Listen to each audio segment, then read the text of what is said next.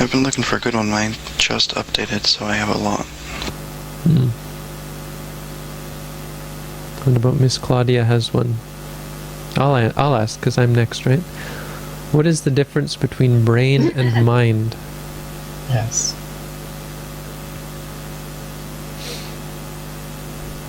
I've answered this before, but I don't think I've ever answered it on Ask a Monk. Maybe I did in the very beginning, because it's been so long since I answered this one.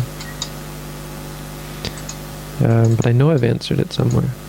I've answered it for people before. Well, the brain and the mind.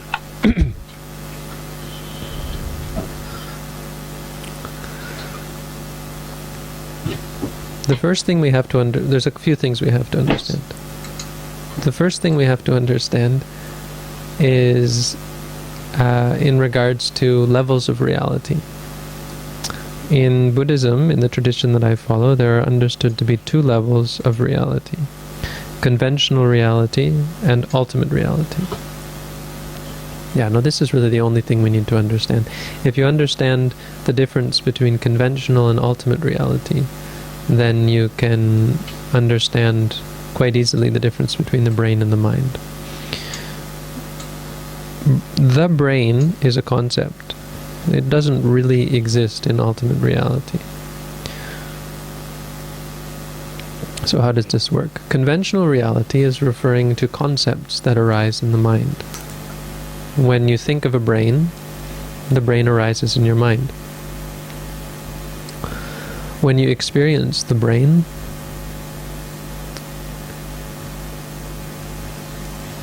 what you're actually experiencing is not a brain at all.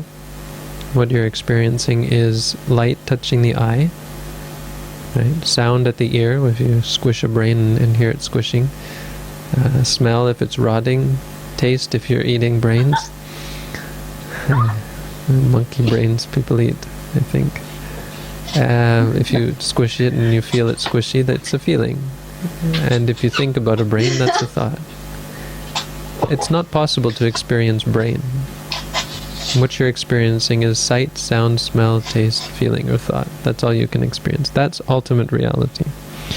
What is ultimately real is 6 things. So,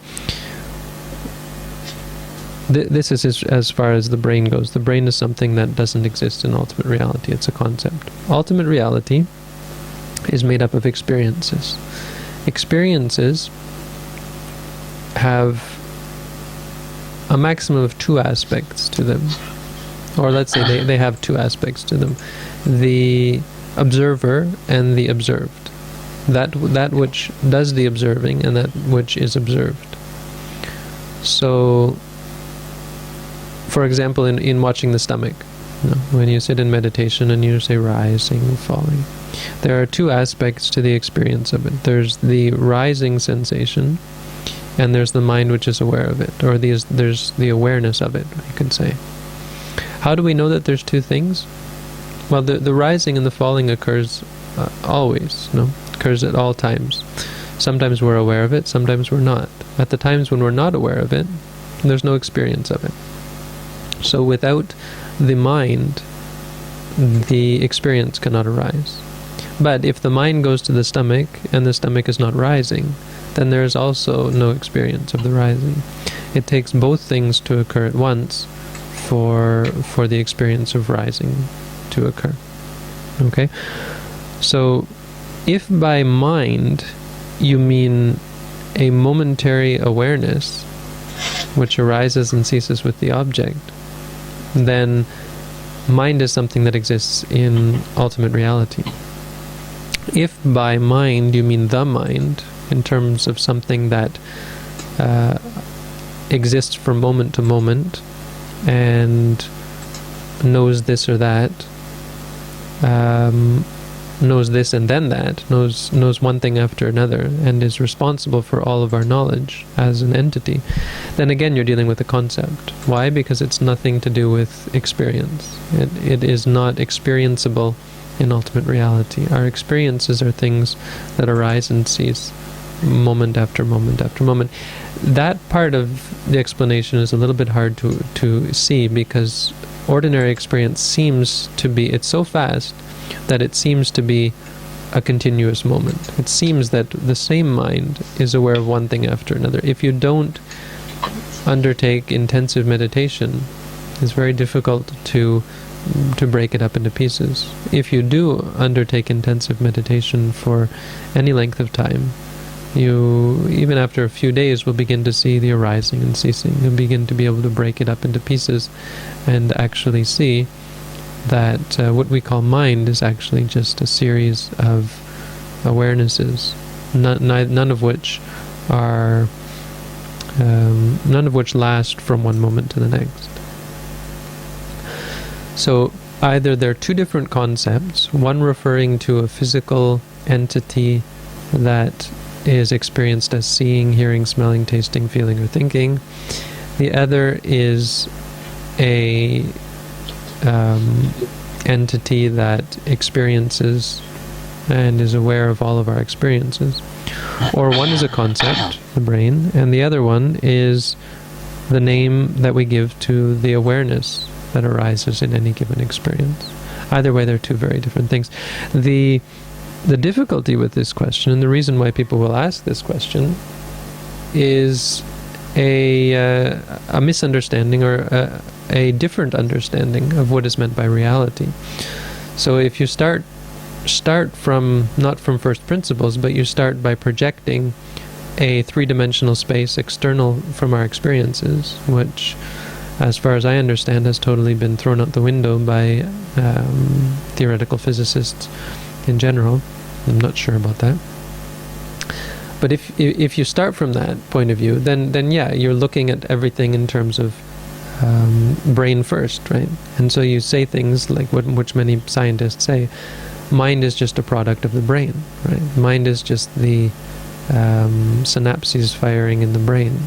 And people have even told me that that the best scientific theory, or science, has come very far in proving, or has pretty much proven, the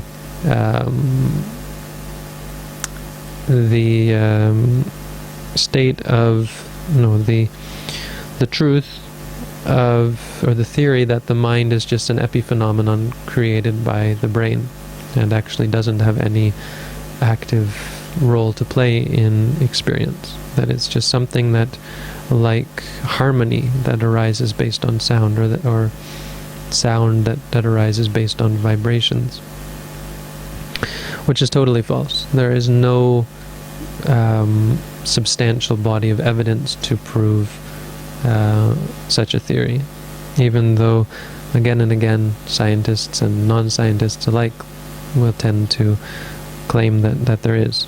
And any investigation into the subject whatsoever will tell you otherwise.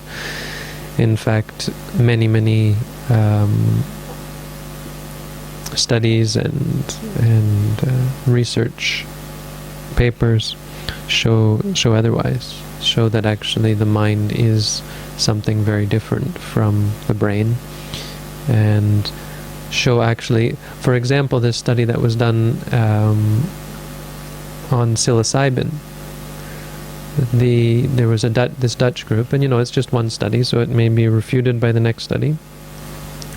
But this study, they injected psilocybin, which is the active narcotic element in mushrooms, magic mushrooms. They injected this into their subjects, and then studied their brain waves. And what they expected to find was an increased brain activity. Of course, that's what you'd expect. What do mushrooms do? Anyone who's taken them, they give you all sorts of wild experiences. You start laughing uncontrollably. You have hallucinations of angels and gods and all sorts of fun stuff. So you'd think, well, gee, it must mean that there's something crazy going on in the brain, right? It's a chemical. And so it's stimulating the brain in some way. What they found, true or not, this is what they found, was exactly the opposite. That psilocybin actually inhibits the brain's ability to function.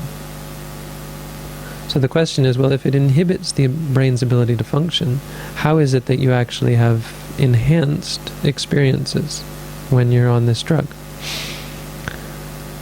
Now, if you go back about 100 years or more, you have some idea of a theory that may explain this sort of thing, and that's actually been followed by groups of people who are a little more open-minded than your average materialist scientist, who explained the mind in the only terms that they could explain it, based on their clinical data, which is quite impressive if it's all real data.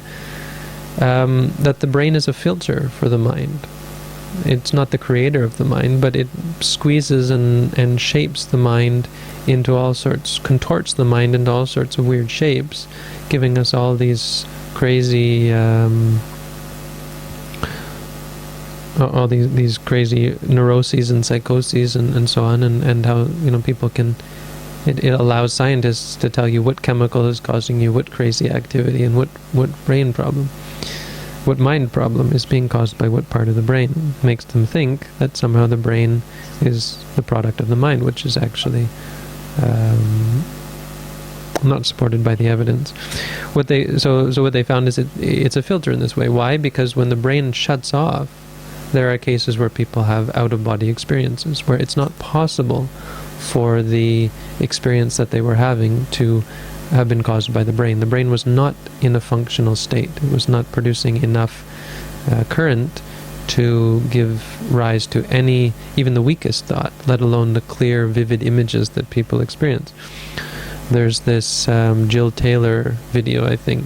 It's a PhD who had a stroke, and she gives a vivid example of this. Of course, I think in her point of view, half of her brain was cut off, and that's just what happens when only half of your brain works, that your mind works based on the other half totally, which is I guess what was happening.